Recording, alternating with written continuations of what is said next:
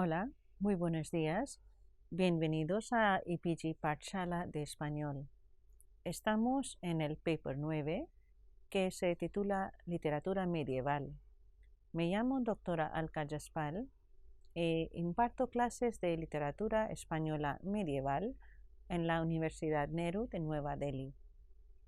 En este módulo hablaremos de la obra Gran Conquista de Ultramar de finales del siglo XIII. En la producción literaria llevada a cabo en la corte de Sancho IV, se realiza una adaptación de las estructuras temáticas y formales de textos historiográficos y doctrinales de acuerdo a las nuevas expectativas de la época. Por lo tanto, se utiliza la materia de las cruzadas de ultramar en vez de la materia troyana. Se realiza una labor recopilatoria de la materia disponible bajo la mirada y dirección de tanto Alfonso X como Sancho IV y resulta en la gran labor recopilatoria en la forma de la Gran Conquista de Ultramar. No era el único libro pensado en una corte y proseguido en la otra. Tenemos otras obras como El libro del tesoro o la versión amplificada de la General Historia. Se trata de realizar labores que promuevan un sistema de ideas con una red de valores que eran de interés tanto para los nobles como el pueblo general.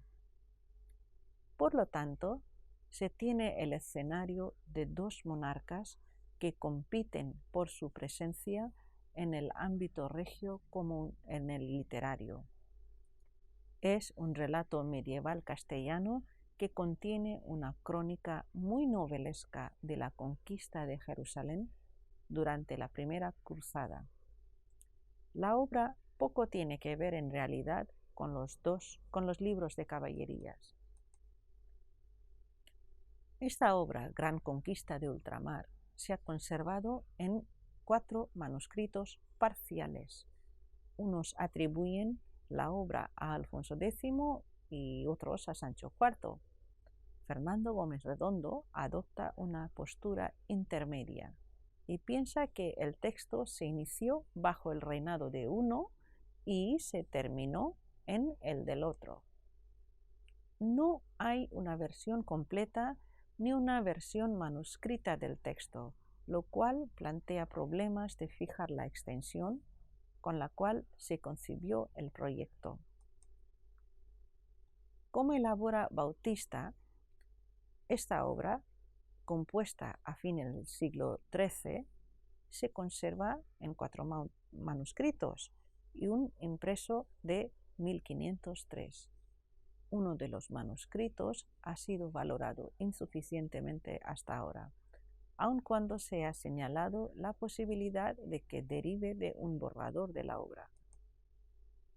En este trabajo se ofrece una nueva descripción del manuscrito para pasar a discutir su relación con el impreso, señalando finalmente su relevancia a la hora de conocer mejor la composición de la obra Gran Conquista. Se edita en apéndice la última sección del códice con notorias diferencias al impreso y se examinan sus principales características. Data, por lo tanto, entre 1291 y 1295 su primera redacción. El manuscrito más antiguo y también más extenso en el que se nos ha transmitido, comprende de 360 folios, se conserva en la Biblioteca Nacional de Madrid y fue compuesto en el año 1295. El segundo manuscrito también está en la Biblioteca Nacional de Madrid, de finales del siglo XIV, asigna el texto a las órdenes del rey Sancho.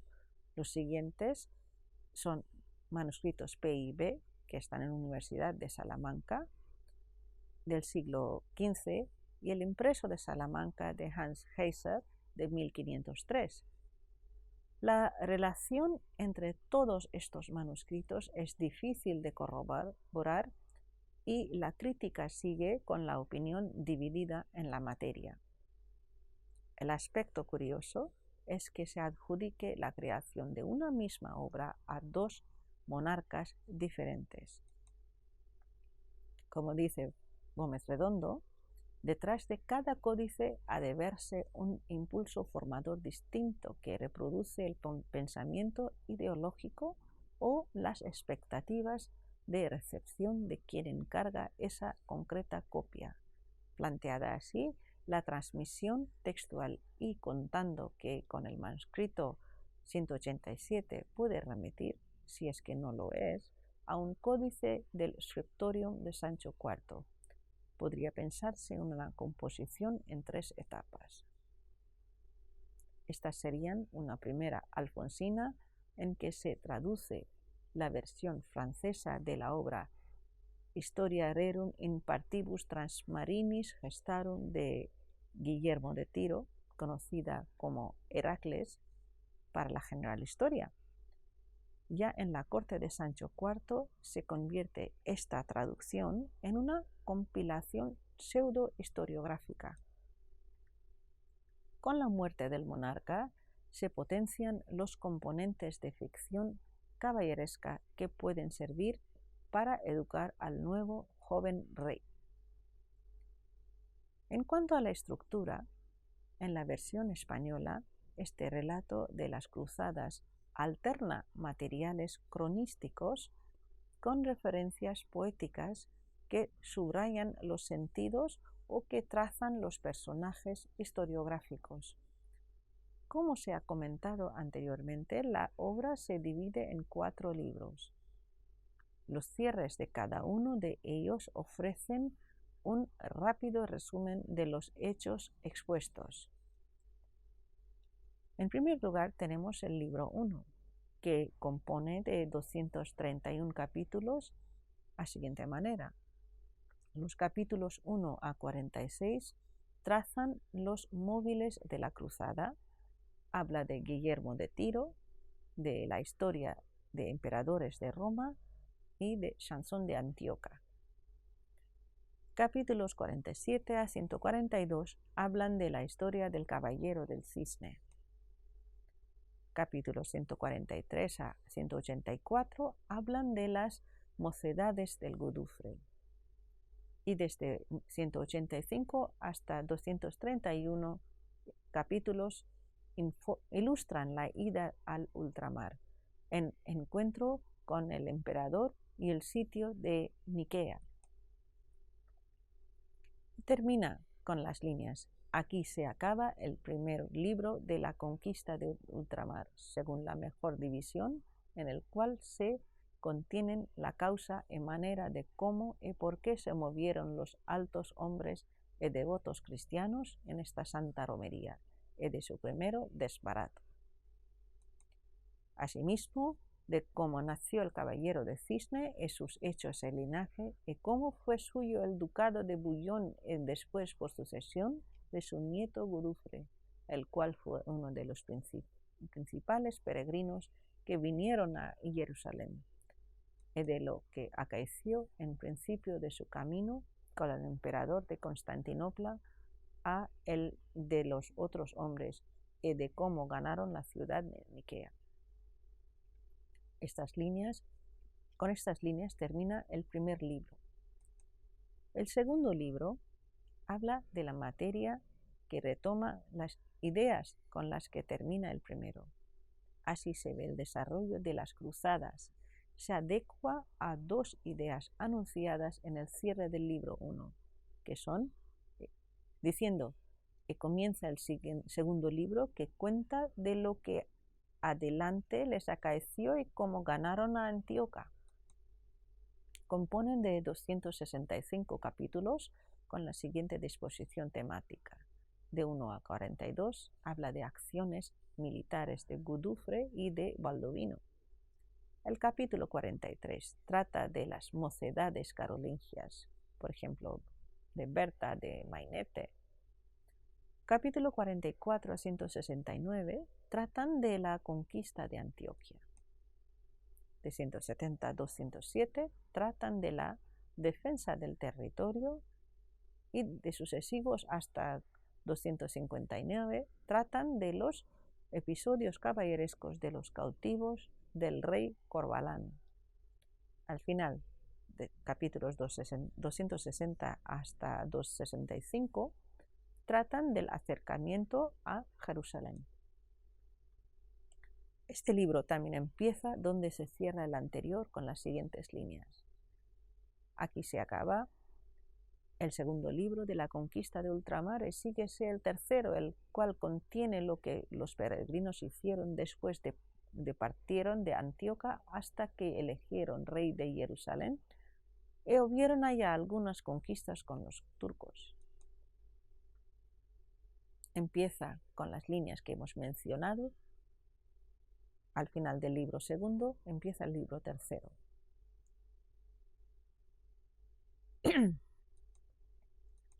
Compone de 395 capítulos con siguiente ordenación temática. De 1 a 78 tratan de la conquista de Jerusalén, de la elección de Godofredo como rey. Y capítulos 79 a 395 tratan de la muerte de Godofredo y sus sucesores. Por último, el libro cuarto compone de 377 capítulos. Se ajusta al trama histórico de Guillermo de Tiro y sus sucesores ya desarrollados en los libros anteriores. Se atiene a la siguiente ordenación. Primeros 116 capítulos hablan y siguen el trama hasta la muerte de Baldovino Niño. Desde los capítulos 117 hasta 377 tratan de los últimos reyes y las cruzadas siguientes. En cuanto al contenido y temas, son aspectos que sobresalen y son muy importantes. En la narración principal de Heracles se intercalan relatos del ciclo de las cruzadas y poemas en francés y provenzal, en su mayoría en estrofas monorrimas de versos alejandrinos. Los poemas franceses son el Chanson de Antioquia, la conquista de Jerusalén, los cautivos, Elias y los infantes de Godofredo de Bouillon, que incluye a su vez material de Chanson de Chevalier Ossini. Entre las fuentes provenzales se encuentra otra versión de la canción de Antioquia y los cantares de gesta del ciclo carolingio. Se titula Berthe au grand pied, es decir, Berta la de los grandes pies, y el Mainete, los dos relativos a la materia de las mocedades de Carlomagno. El protagonista central de la crónica es Godofredo de Bouillon, que aparece como héroe de la conquista. Al realce del caballero contribuye una fantástica genealogía que le relaciona con el caballero del cisne, con motivo de lo cual se narra la historia de carácter maravilloso de origen francés que, de este modo, se integra en la narración cronística. También se incluyen otras digresiones entre las que se encuentran el relato de los orígenes de Carlomagno, materia que es conocida en la cultura hispánica como el Mainete o el Román de Berta la de los grandes pies, ambos con origen en los cantares de gesta franceses. Tanto la historia del Caballero del Cisne como los poemas épicos provenzales que se integran en la crónica son los puntos de interés literario más destacados en este texto, pues nos dan noticia de la difusión en España de estos relatos poéticos en los que abunda el elemento maravilloso contra la extendida teoría del realismo axial de la literatura difundida en la península. En el primer lugar, tenemos el episodio del Caballero del Cisne. Se trata de una de las narraciones más poéticas de la literatura española medieval. El relato aparece como historia independiente en los capítulos 47 a 188 del libro primero, y su inserción viene dada porque se vincula con la genealogía de Godofredo de Bouillon. El Caballero del Cisne aparece como un antepasado del héroe Godofredo y su vida sigue los lugares comunes del patrón de la narración de la vida del héroe mítico presente en todo el folclore europeo. En la primera parte aparece una serie apretada de motivos en los que predomina el aspecto sobrenatural, en la línea del cuento maravilloso. Así aparece el del barco fantasma, sin remos y sin velas, sin otro gobernador, o los niños que, tras quitarles un collar de oro con el que nacen, se metamorfosean en cisnes voladores. El relato teje dos tramas. Una procede de un chanson de geste perdido, a la que Gaston Paris denominó Isomberta, y otra que tiene su origen en la chanson de Chevalier au Cygne y las enfants de Godefroy de Bouillon, quiere decir mocedades de Godofredo de Bouillon. Cubre una serie de modelos narrativos muy conocidos de la época, materiales folclóricos, épicos e historiográficos, los romances de materia hagiográfica, hecho que indica la valoración tan especial que gozó en la época. Pero el aspecto importante es que tras su inclusión en el trama, los mismos hechos pierden esta orientación original y se dejan iluminar de la ficción. Sus ideas y sus personajes se arranca la historia de acuerdo a estos elementos, pero sigue más allá, con informar de las virtudes religiosas y de los defectos caballerescos que permiten construir un linaje y que luego sigue hacia su perdición. En resumen, toda la materia argumental revela la manera como el nuevo linaje se asienta en los componentes caracterológicos con el cual tres mujeres definen la identidad del Caballero del Cisne. Isomberta, la esposa abandonada y la madre calumniada. La segunda, Beatriz, la mujer, simboliza la conquista caballeresca. Y por último, Ida, la hija abandonada, quien a su vez será la madre de Godofredo. Cada una de ellas cumple una función distinta. Isomberta e Ida comparten no solo las penas, sino también motivos folclóricos y mirabilia, resaltando su imagen como madre de los dos protagonistas masculinos, el Caballero del Cisne y Godofredo. Las digresiones narrativas que se incluyen en la obra verifican la lectura a voz alta con el cual este texto se transmitiría. Estas inclusiones iban dirigidas a los oyentes y lectores que eran capaces de valorar y complementar el significado de los hechos históricos, de las guerras, de las cruzadas, junto con las referencias de unos romances ficticios. La vinculación de los linajes es la clave que permite la inclusión del resumen de los textos carolingios de Berta y Mainete. Las escasas referencias de esta materia provienen de textos historiográficos de la época. En el segundo lugar tenemos el episodio de Berta, la de los grandes pies. Aparece en el libro 1 con el episodio de un infanzón llamado Volker über de Chartres. Bertrada de Laon, históricamente, era hija de Cariberto Ardral, conde de Laon, y de Gisela de Laon. También es conocida como Berta. Se casó con Pipino el Breve, rey de Francia, en el año 749, tras ser su concubina desde el año 741, y fueron padres de Carlos I el Grande, llamado Carlomagno, en el año 742, y de segundo hijo, Carlomán I, en el año 747.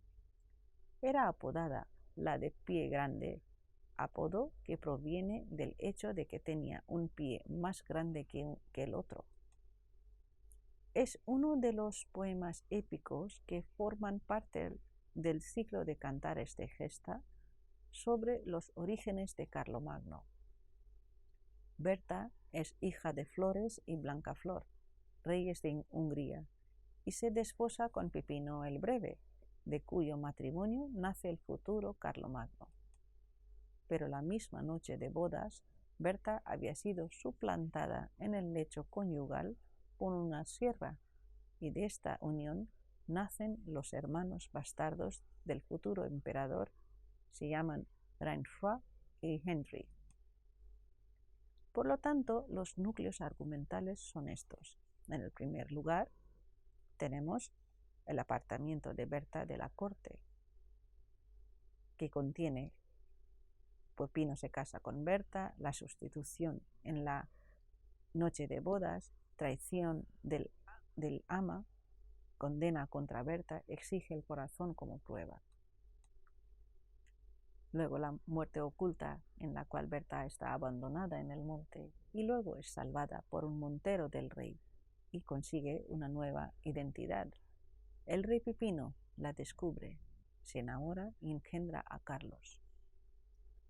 El segundo plano es de regreso de Berta a la corte, cual incluye la llegada de Blancaflor a la corte tras la muerte de Flores. Las sospechas de Blancaflor, a la que no le dejan acercarse a la falsa hija. Descubre la traición y plantea el signo de los dedos unidos del pie. Al final se revela la verdad y los escuderos confiesan el abandono de Berta en el monte. Al final ocurre el descubrimiento de la identidad de Berta y de Carlos, su hijo, con lo cual regresa Berta a la corte, consigue su venganza y justicia ejemplar. El romance explora con éxito el entramado complejo de las relaciones cortesanas en las que triunfan la envidia y la calumnia. También es significativo el juego de sentido en este romance, lo cual hace perceptible el público femenino que se sentía plenamente identificado con estos sufrimientos. Varios linajes se juntan en Carlomagno, el de Francia, de España, de Alemania. Y para mayor intriga, la obra cierra con un final abierto. Carlos dicta la sentencia contra la falsa reina y la haya, al cumplir los cuales Pipino quiere ordenar el nuevo reparto de poderes. Pero muere antes de que se aceptara su propuesta de Carlos como heredero en Francia o Alemania. Lo mismo ocurre con Blancaflor, quien al volver a España fallece y el reino se pierde de las manos de Carlos. Berta se diluye como una sombra y al final se queda el héroe Carlomagno abandonado para realizar sus hazañas y mocedades. La segunda obra es el Mainete. Sobre el emperador Carlomagno también hubo leyendas urbanas en la literatura castellana. A través de algunos cantares de gesta de su conversión historiográfica y de su posterior novelización, la Edad Media nos cede estos interesantes relatos legendarios, plagados de variantes en los que podemos aún recrear nuestra imaginación. En el Mainete se cuentan las mocedades de Carlomagno. Sus dos hermanos bastardos, Rainfroy y Henry, lo persiguen y éste debe refugiarse en Toledo, donde se enamora. Cuentan que Carlomagno, cuando era joven, tuvo que salir de Francia y pasó un tiempo en Toledo, acogido por el rey moro Galafre. Durante su estancia se hizo llamar Mainete o Mainés. En varios casos, al menos en la edición de Gaston Paris, del Cantar francés, que lo relata. La primera crónica general narra con detalle este hecho, bebiendo supuestamente de un cantar épico castellano perdido, al que ya hemos mencionado, el Mainete. No obstante, la leyenda, pese a estar ambientada en tierras hispanas, es también conocida y versionada en Europa, bajo diferentes títulos como Mainet, Carleto, Carl Mainet. Las aventuras de Mainete por campos toledanos reúnen todos los ingredientes del género, sus amoríos, traiciones, batallas, identidades ocultas, despechos, palacios, caballeros y princesas. En Toledo reina Galafre, pues padre de la princesa Galiana. Galiana es pretendida por varios nobles, entre ellos el enorme Bramante, a quien ella no ama y con quien se acabará desatando una guerra. La presencia en Toledo de Mainete y sus compañeros franceses le permite a Galafre aumentar sus tropas, que lucharán junto a su ejército en adelante. Y Galiana, por su parte, se rinde al enamoramiento, sin saber aún que Mainete es el futuro emperador de Francia. En el segundo libro de la Gran Conquista de Ultramar aparece una versión más resumida del ciclo de la juventud de Carlomagno, en el que aparecen de nuevo materiales de los tres núcleos argumentales que lo componen, es decir, Flores y Blancaflor, Bertala de los Grandes Pies y el Mainete. La primera alusión española a esta leyenda se encuentra en el Cantar de Roncesvalles, en los versos 54 o 58, que siguen así. Cuando fui mancebo de la primera edad quise andar ganar precio de Francia y de mi tierra natural. Fuime a Toledo a servir al rey Galafre, que ganase a Durandarte largue. Ganéjela de moros cuando maté a Bramante. Y más adelante en el verso 64 a 66, y dices, salíme de Francia tierra extraña morare, por conquerir proveza y demandar linaje, acabé a Galiana, a la mujer leale. Este argumento fue prosificado en la historia de España, en los capítulos 597 a 99, aunque los investigadores no están de acuerdo sobre si esta adaptación se hizo de un texto francés o castellano.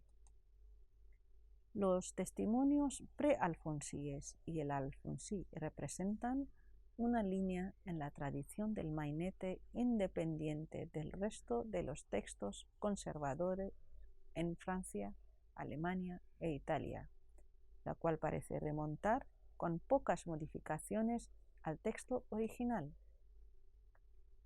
Los testimonios franceses, italianos y germánicos aparentan derivar, en cambio, de una versión refundida posteriormente, aunque no hay acuerdo sobre el origen y la forma poética originaria de la versión a la que remontan estos textos hispánicos.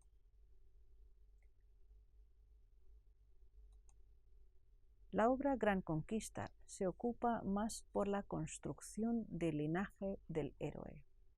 En este caso, la inclusión de estos temas está menos justificada, pues se vinculan a un caballero cristiano llamado Folquet, cuyos antepasados maltrataron a uno de los hermanastros de Carlos, llamados aquí Manfred y Carlón. La trama es bastante confusa en su comienzo. Las diferencias de esta sucinta versión son que Flores y Blancafort son reyes de Almería y no de Hungría. La trama es bastante confusa en su comienzo. Como dice Inés Fernández Ordóñez en su trabajo que se titula El tema épico legendario de Carlos Mainete y la transformación de la historiografía medieval hispánica entre los siglos XIII y XIV, las diferencias de esta sucinta versión son que Flores y Blancafort son reyes de Almería y no de Hungría, y conquistan territorios en África y España, y que los grandes pies de la versión francesa son ahora pies de oca, quiere decir dedos unidos, lo cual vincula a Berta con tradiciones más arcaicas. En esta versión, además, Carlos vence al rey moro de Zaragoza en el Val de Samoraín, un lugar de la región de Toledo, en la que consigue hacerse con su espada Durandarte. Con esto llegamos hacia el final de este módulo. Les invitamos a estudiar este tema de acuerdo a los links mencionados en el texto y también a las diferentes ponencias que aparecen en slideshare.com. Muchas gracias.